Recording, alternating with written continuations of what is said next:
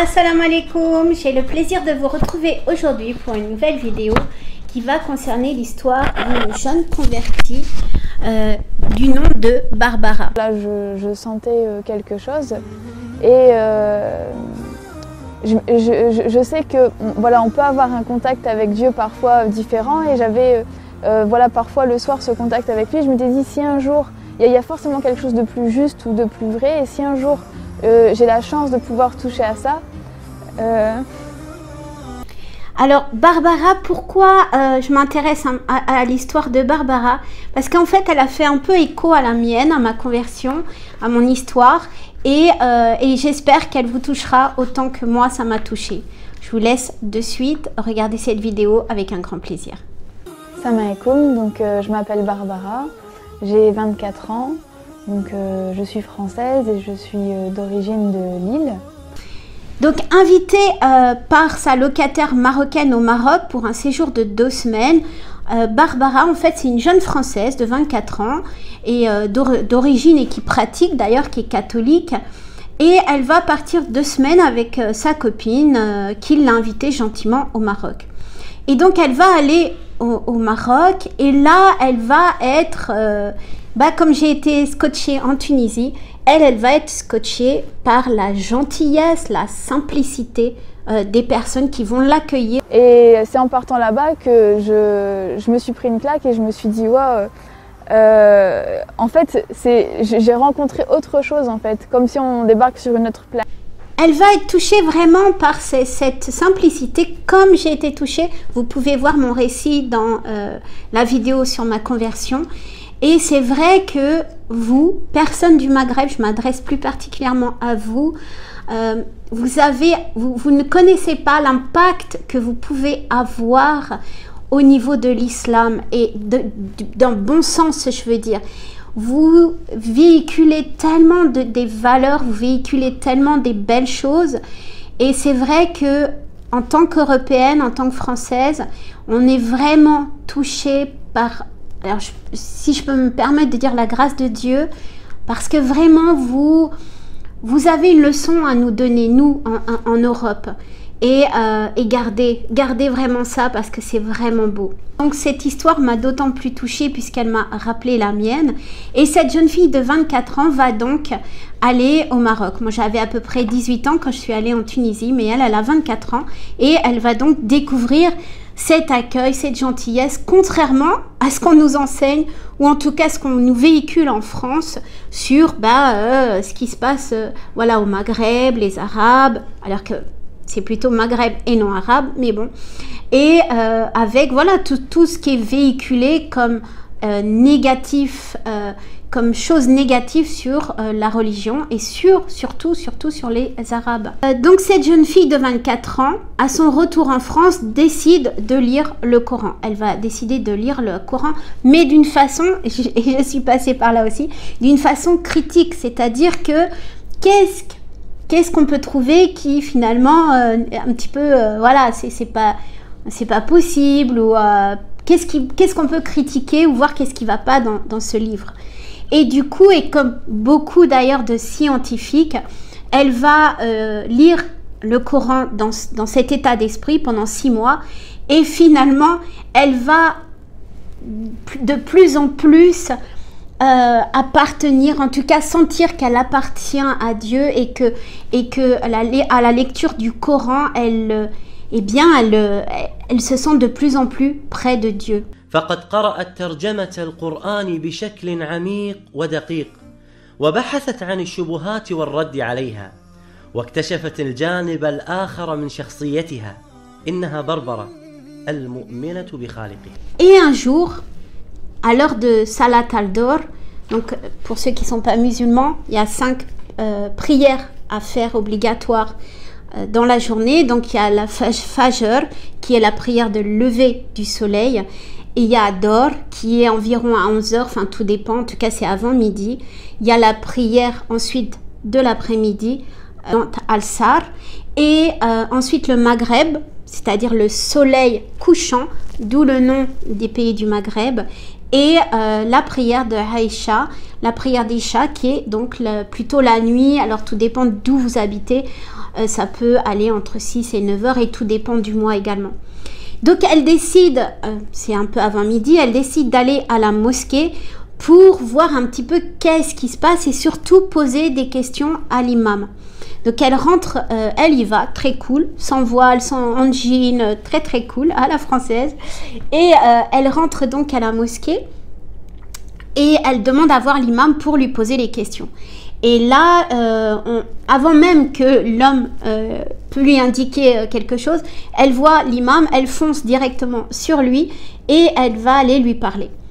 Et pendant de longues minutes, elle va lui poser des questions, elle va lui demander plein de choses, elle va libérer un petit peu son cœur et l'imam va l'écouter très, très gentiment, très, très patiemment pendant de longues minutes.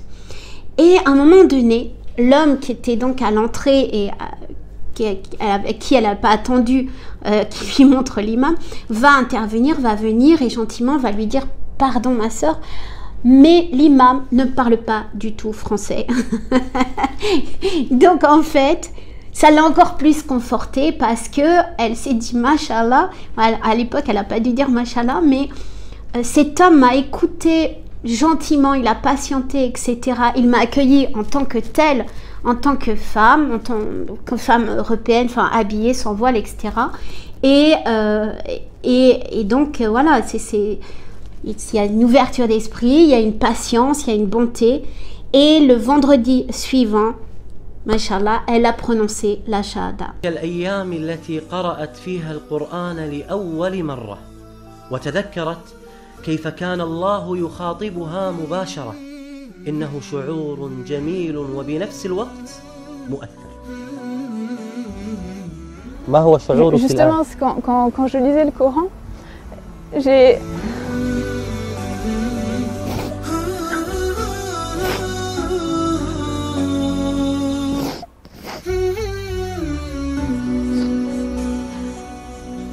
suis quelqu'un en général d'assez forte qui pleure très rarement, qui sait prendre les épreuves et même prendre les autres avec moi pour les aider. Et quand j'ai lu le Coran, j'ai eu la même sensation que quand je demandais de la vérité ou d'être rapprochée de ça, ou que si j'avais cette vérité, je ferais partie de ces gens-là. Quand je lisais le Coran, j'avais cette sensation vraiment que en fait, qu'il y avait un sens et que j'appartenais à Dieu. Et voilà, c'est voilà ce que je ressens. Et ce que je ressens maintenant, voilà, c'est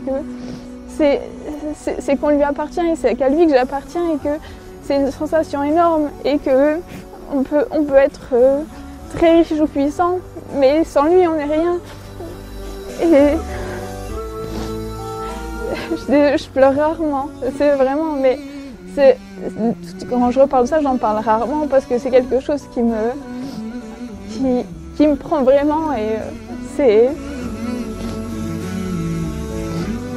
je sais que sans mon Seigneur, je suis rien, que j'ai pas, je sais pas à l'heure actuelle, si j'étais pas devenue musulmane, il y aurait aucun sens dans ma vie, qu'il y aurait pas.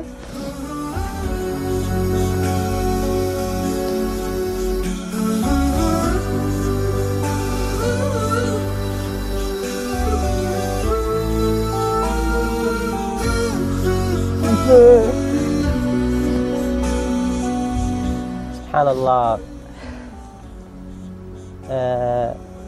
يعني أحيانا لما أجلس مع هؤلاء الذين دخلوا في الإسلام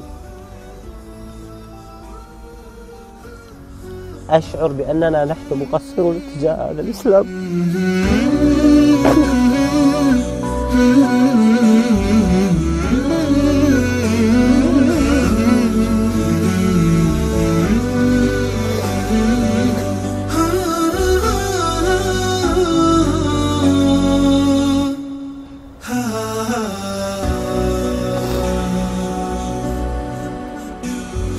أقول ماذا قدمنا نحن للإسلام؟